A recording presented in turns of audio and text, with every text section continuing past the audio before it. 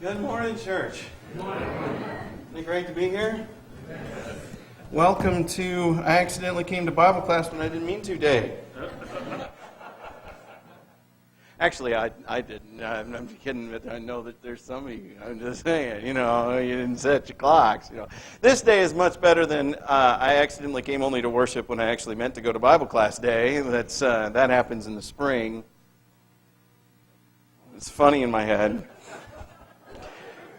Because daylight savings time. Have you never done that? Have you never? When we lived in Jackson, Tennessee, I used to preach in Brownsville, which is like half an hour away. And we got up one Sunday morning and had our nice leisurely time and turned on the television to watch Meet the Press, which always came on just before I could get out.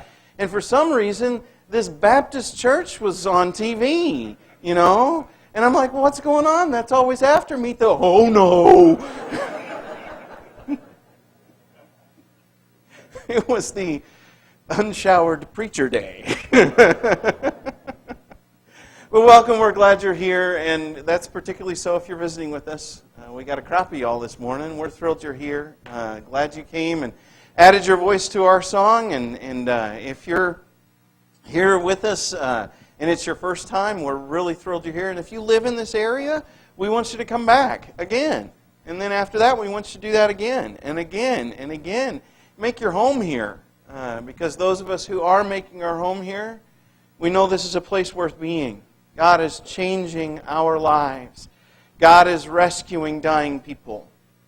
God is giving hope where there is no hope.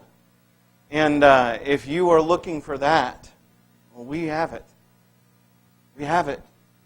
And if you are not a Christian, glory to God that you came to a Christian worship service. I know that's not an easy thing to do. And I'm going to tell you point blank, there is no better way of life, none, than following Jesus Christ. Jesus gives life worth living. He teaches a way of life that makes sense. And boy, it's not easy, because it's counter to our broken nature. We don't want to die to ourselves. We want to live to ourselves. But when you follow Jesus, you find a life that's worth having. So if you've not made a commitment to Christ, know He's already made a commitment to you. And there is water right here, right behind these flowers, which we will happily get out of the way. If you want to be baptized into Jesus, you can do that today. And if you've been thinking about it, don't put it off. You got today, you're not guaranteed anything else. It's worth being part of this church, and it's worth following Jesus Christ. So if you're visiting, we're thrilled you're here. Because those of us who live here, we know everything I just said is absolutely true. This morning, I'm going to be talking with us about marriage. If you were with us a couple of weeks ago, I started a series on marriage and talked about how the beauty of marriage, the wonder of what life together in marriage is like. Because when we live together in marriage, and when we live in love for one another, when we live in self-giving love, life doesn't get any better than that. And we bear the image of God. God made humanity, and He started out with just Adam, right? In our story, we've got just Adam by himself. And that's the first thing God ever says is, that's not good for that man to be alone. He needs someone to help him, someone to be with him. If he's going to carry out his purpose, and the purpose of humanity is to bear the image of God, well, God is a plurality. You have Father, Son, and Spirit for all eternity. How can one person alone bear the image of that God? Adam needs someone to love, and Adam needs to be loved by someone, and in that is the image of God. And when people live in marriage that way, when we love one another, God is glorified. Our lives are good. We're doing what we're made for. It's beautiful and it's wonderful. And I know that's what's happening in everybody's home. Except maybe not, huh? Because you all just laughed at that. Why is marriage so hard? If it's made to be this good and beautiful and wonderful thing that it is, why is it so tough? In my career in ministry, which I think is going on 17 or 18 years now. 17, I think. Same length of time I've been married, so... See, I did that joke again from the last time, because my wife thought it was so funny. The last 17 years, I do know, I did the math. Anyway, in my 17 years in ministry, one of the things that I've seen very often is how hard marriage can be. When I sit down with people and I talk to them, one of the things that I do is I say, tell me about your family. And we work our way through a family history. We talk about what's gone on. And I see in people, in the human race, this inherited pain. How we so often in marriage fail in exactly the ways that are consistent with the failures of our family. And how often we live together so brokenly. And as I listen to people tell me about what happens in homes, the stories that you hear, you would not believe. How many of y'all right now are in secret pain? That I don't know about. I don't know. But I know some of you are in pain. And we do these stories that come, these just absolutely dreadful things. How can it possibly be that a thing as beautiful as bearing the image of God should become so twisted and broken? Well, I'll tell you the reason that my marriage is difficult is because I'm in it. And so is Ashley. And we're human. Our trouble in marriage rises from if you have a good anthropology is the study of humanity. And if you have a good understanding of what humanity is like, then you will understand why we have trouble in this reality. Because humanity exists under a curse. Humanity exists on a cursed earth. And our relationships are troubled because of the nature of our fallenness. And you might say, well, but I'm liberated from that, aren't I? I'm a Christian. And as a Christian, I am free. Well, the truth is that Adam has been replaced in your heart by Christ. Adam has been replaced in your heart by Christ. But the completion of that awaits the end of time. The fullness of Christ growing up within you is coming. And in some senses, it is already here. The Christian marriage does not have to be the way that an awful lot of folks do marriage. It doesn't have to be selfish, but that's what the fall has done to us. And the replacement of the fall with our perfect humanity awaits the eschaton, it awaits the end of time, it awaits the resurrection, and it will come upon us. We will one day be fully alive in Christ Jesus. What we have as a foretaste now, we will have as a feast then.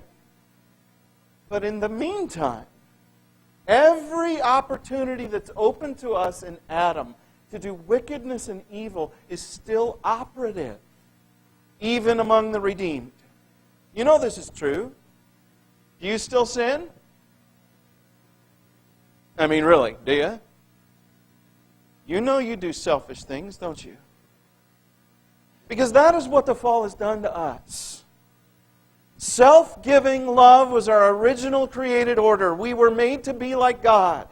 And the Father gives to the Son, and the Son gives to the Father. They both give to the Spirit who proceeds from them, and the Spirit gives back. And they love, and it's a beautiful dance. But in fallen humanity, what was designed to be a beautiful dance has become a grappling, wrestling match. What ought to be self-gift, where I give to you, and I'm trying to make your life good. And this is in all things, but it is particularly so in marriage. I ought to be about living to make her life joyous. Because if I do that, I know that she'll give back to me. And that we'll live together that way. What has started out that way, humanity-wide, has been replaced. Self-giving love has been replaced by selfishness. And we have no good and evil. We know what good is, and we know what evil is. And we want our own good. We want good to come to me. And I want to avoid the suffering and the pain of evil. And so I act selfishly to acquire good and selfishly to flee from evil. And you put that into a marriage and you have a recipe for disaster. We act based on fear, based on pain, based on the woundings from our childhood, and it is trouble all around. I see this in my work. I see this in myself. I see this in my scriptures. If you have your Bibles today, you want to turn them on or turn your pages, look with me in Genesis chapter 3. We're actually going to start with what God does in the curse to humanity. It is important, I think, to point out that humanity itself is not cursed here. No human being actually receives a curse until Cain. You know that? That the word curse is not applied to a human being until Cain, when God says to Cain, "You are even more cursed than the earth." God curses the serpent, God curses the ground, and God pronounces consequence to Adam and Eve. Because God is not in the cursing His image business. He does not hate us, and He does not intend to damage us, but He does intend to tell us that what we have done to ourselves is going to have dreadful consequence. And in fact, He intends, in some senses, to intensify those consequences so that we will be aware of them. The reality is you can function selfishly and never notice that you were in pain if you lived in a perfect universe. If you lived in creation as it was designed to respond to human beings in its first original order, something you and I have never experienced, and I frankly have trouble imagining. A world without sickness or death, a world without thorn and thistle, a world without effort and pain of that sort. If you lived there and you lived selfishly, you would see no reason to remedy it. And so God brings about futility in things, so that what we have done to ourselves will become obvious to us. And perhaps nowhere does it become more obvious than in marriage, where we seek our own good, do damage to our partner, and wonder why things don't work out. I want you to see with me, well, let's start with Adam, actually. Let's start looking at Adam. Because what God does here is that He's going to curse the ground so that Adam's life will be hard, so that Adam will feel the futility of it and search for something better, long for something better. Listen to this. He says, "Because you have listened to the voice of your wife and you've eaten from the tree which I commanded you, you shall not eat of it." You see, and there's the problem. We so often listen to the wrong voices. And it's not that he listened to a woman, as fun as that would be to make that misogynistic joke. That's not what the problem is. The problem is he listened to a voice other than God's. Because God's voice will lead you to life. And every other voice, no matter how well-meaning it may be, will lead you to death. The voices of philosophers will lead you to death. The voices of politicians will lead you to death. The voice of your spouse that is not in line with the will of God will lead you to death. And that's what we see here. You know, he listened to his wife instead of God. God's clear commandment was do this, and what he did was this. And he says, okay, because of that, what does he attack the man? Because you did that, I'm coming for you, Adam. No. Cursed is the ground because of you. I'm throwing your existence, Adam, into futility so that you will suffer difficulty. Because you must come to terms with how alien you are from me now. And if your life is simple and easy, you won't do it. Think about your own life. When is it that you most wrestle with who you are as a person? Is it when you're on easy street and the gravy train and everything's going well? Or is it when life comes tumbling in? He's saying life is going to tumble in on you, Adam. And it's going to be hard for you. In pain, you shall eat of it all the days of your life. See, God is saying, I'm going to bring about pain for you now. Well, there shouldn't have been pain. There wasn't going to be any of that. Now there is. Thorns and thistles it shall bring forth for you. And it's just an aside. Isn't it interesting that what marks the nature of the curse is what Jesus chooses for His crown? He wears the curse as His crown. That's just an aside. But anyway, and you shall eat of the plants of the field, and by the sweat of your face you shall eat your bread. He's saying your existence now is not going to be a simple one. It's going to be a hard one. You're going to have to work an unpleasant job. It's going to be difficult for you. What was going to be simple, you just had to tend the garden, and all the food you would ever want was right there, but not anymore. Now you have to work hard for the rest of your life, and your life has a terminus point, till you return to the ground, for out of it you were taken, for you are dust, and to dust shall you return. And the great fear, the great shadow cast over all our race is right there. You are going to live in misery for the rest of your existence, Adam, until you die, and death is coming for you. Although this may even be a grace of God, even that. Because wouldn't it be dreadful to live for the rest of your life as a broken, interned thing? Wouldn't it be horrible to be stuck forever in the death that Adam lived in? To be forever suffering, to be forever alienated? There's an end to it. But that ending is an enemy. It is the dreadful enemy that threatens all of us. Now, what is God doing here? Well, what God is doing is He's setting up a situation where Adam would be miserable so that he might seek his return to where he left. Oh, maybe not Adam, but Adam's descendants, all of the race living in this broken existence. All of us know that it shouldn't be like this. Life shouldn't be this way, and I want to go home. I know my heart shouldn't feel this. I know that creation there shouldn't be cancer here. There shouldn't be car wrecks and alcoholism. There shouldn't be death all around it. The universe isn't the way it's supposed to be. And that's what God has set up. So that Adam would live in that broken existence and wish it weren't like it is. So that when God acts to lead us home, when God puts something better in front of us, we would say, I want that, not this. And even if it costs me everything, I'll take it. Because I want the relief of this pain. And I want the joy that you say is there. There isn't any here. I want what you've got, God. And even if the call is, okay, deny yourself. Take up your cross. Follow me. Well, existence here is hard enough. That's a good deal. I'll take it. You see what God has done? It's not because He's all mean and nasty. It's that He's setting up a situation in His creation so that we would seek after Him. Now, I began there because it's easier to see there. But what He says to Eve is exactly the same, except that with Adam, it has to do with Adam's work. He's created to care for the earth, and so in His care for the earth, He's going to experience this futility.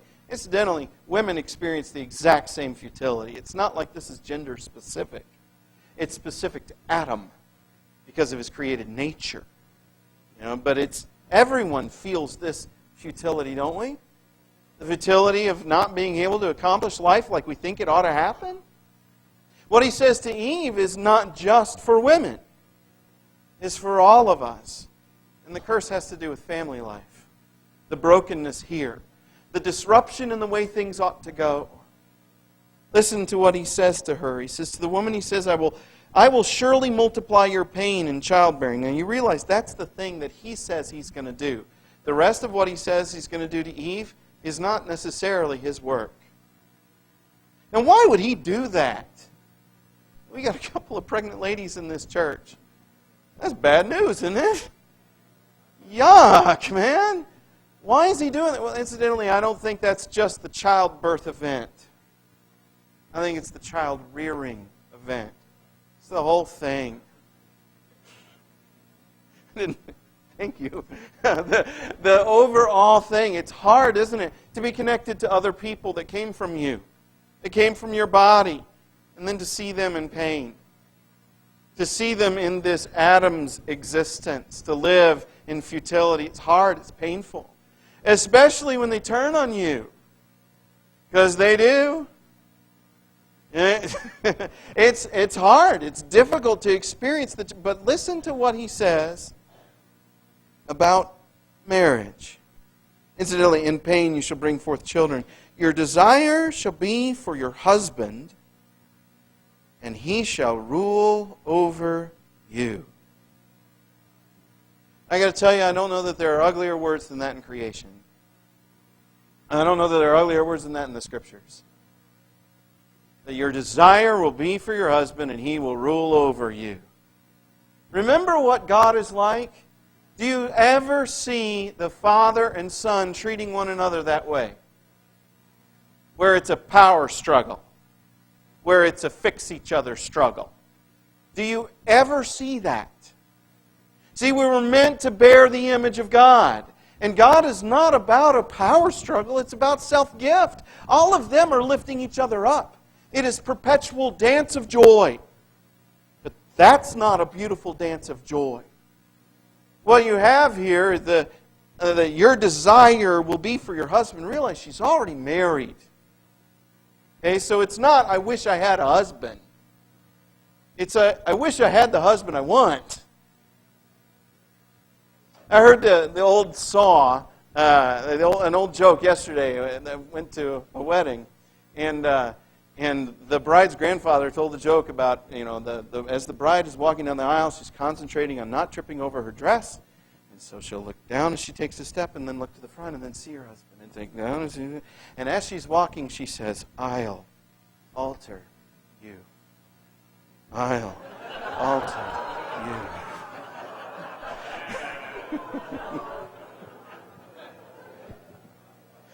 Thought that was pretty funny.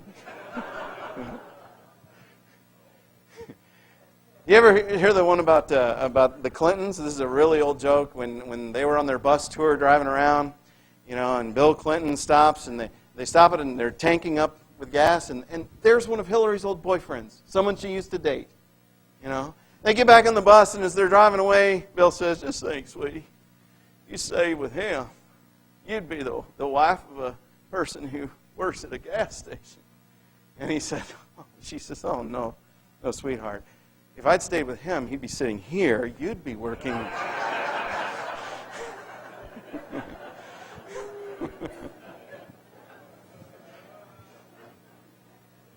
The thing is about those jokes is that they're funny because they bounce off of something that's kind of real, right? And I don't think it's just women that do this, but they marry not the husband they have, but the husband they want. Men do this. It's funny. We push in different directions, generally speaking, if I can be a little speaking in stereotypes. Men tend to marry a woman and think she'll never change. You're always going to be 22, and you better be.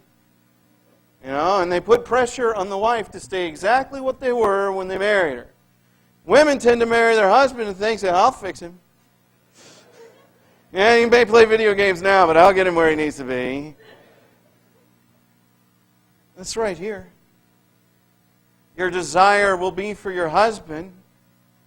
Instead of your desire will be to give, your natural desire will be to pour yourself out. It's your desire will be for your husband. You'll get him there, Eve. You'll get him fixed. He blew it, got you evicted, but you'll get there eventually. And then he will rule over you. We were never made to be like that. Guys, we were never made to be like that. That is not our created nature. Do you see? Look, Jesus is king. When does he ever force his will? Doesn't he woo? Even now? When a man says, what do I have to do to inherit eternal life? And he tells him, and the guy says, well, one thing you still lack, sell everything you have, and then come follow me. And the man just walks away. Do you see him going, I said follow me, now get in line? Is that what the Lord does? No, His rule is through wooing, through giving Himself. And because He has given Himself to you so completely, you want to live your life for Him. And that is what we were created to be like, all of us. To live in self-gift. But here it is, the truth of most of what we see in marriage is that it is a power struggle and it is the selfish, hungry craving to take. I have to have what I need to make my life good. And you are the person I bound myself up with, so you better behave yourself. And if you struggle and you hurt, well, you get it right, because I need you. And boy, if you don't get it right, well, maybe someone else will. I'll go looking. I see it too much. And it causes so much pain. I tell you, folks, to this curse comes the gospel of Jesus Christ. You don't have to live this way. Oh, maybe they did, but we don't live before the cross. We don't live before the Christ. We live with the resurrected Christ. And the call of heaven has come to us to live differently. And realize we have challenges. I mean, this may be an oversimplification to look just at this. If you want to see problems in marriage, keep going. It works out. This curse works out throughout the Bible. You look at the families that we hold up as, here's the forefathers of our faith. Abraham's family, there's all that favoritism in it all over the place. There's multiple wives all over the place. David's the great king. Yeah, well, you know how that worked out. You know how he murdered his rival and took her as his wife, and then what happened in his family? Death of a kid. One kid rapes another kid. You end up with this stuff working out in us is what causes the junk. And it's worked out throughout the whole race. That's why I said earlier, you see it in generational evil, handed down generation after generation. Every generation has lived in this broken existence. Your trouble came from your parents and your grandparents and great-great-great-grandparents that you didn't even know. Their sin still working through us. And if all you have is the flesh to go on, then it will drive you. But you were called to something better. If you live in your marriage the way Adam and Eve did, shame on you. If the man is dominating the woman, that's cursed existence. I've had people read the New Testament and say, see, it's right here in the New Testament. She's supposed to submit and I'm not supposed to. Now read that again. You're mishearing it and you're reading the New Testament through the lens, not just of the Old Testament, but of the curse. Stop it. But we don't have to live in this broken existence. Christ has come, and if we will follow the Christ, if we will practice discipleship where in some ways it matters most, and that's in your home. If you're going to be a disciple of Jesus Christ out there, then you really need to be one in there, inside your house, where no one else is looking, and where all of the pretenses fall away, and you are who you really are. And if you live cursed existence there, hiding and lying and deceiving, manipulating and trying to control, then you will live in the pain of Adam and Eve. You will live in their brokenness. But don't you know the reason it was there? The reason God brought the pain into the world is so that you would feel it and say, I don't want this. I want something better than this. Something better has come. Something better is here, and it can come to life in you. And if you will follow Jesus, He will help you to avoid anger. And He will help you to escape lust. And He will help you to be free from manipulation and lying and deception. He will set you free from the kind of tit-for-tat retaliation that so dominates our relationships. You hurt me that way, I'll hurt you that way. don't do it. If someone strikes you on one cheek, turn the other cheek. And if it's your spouse, turn the other cheek. Go the extra mile. If you will listen to Jesus in your home, then the most wonderful thing begins to happen inside your home, growing up, welling up by the power of the Spirit, is the image of God. And when you see the image of God, it fills you with such joy to think, well, that's us. Look at us. Look at what we got. This is worth having. And why would I want anything else? Why would I demand my own way when having things Christ's way gives me this? I realize that some of you this morning are in terrible pain as you hear this sermon. Some of you may be in pain I don't know anything about. Adam was in pain. And the pain calls you to a better way. Eve was in pain. And the disorder of Eve's life calls you to a better way. It's there for the purposes of making you hunger for something else. Christ's way is better. Oh man, but if I have to do what it takes to heal this relationship, I'm going to have to die. Did you think he was kidding when he said, take up the cross? You will die. Your will, your dignity, your honor, your selfishness, yourself, all of it dying, so that Christ might raise you up and you might live a new and better and holy way of life in a holy and redeemed marriage. And it's worth having no matter what the cost, no matter how much pain, no matter how many years it takes. Follow Jesus. He will lead you to wonderful places. This morning, as you look into your life, as you look into your marriage, you may see trouble. You may see pain. You may see the disorder brought to us through the pronounced consequence of the curse. And if that is where you are, my heart goes out to you. Even if I don't know about it, my heart hurts for you.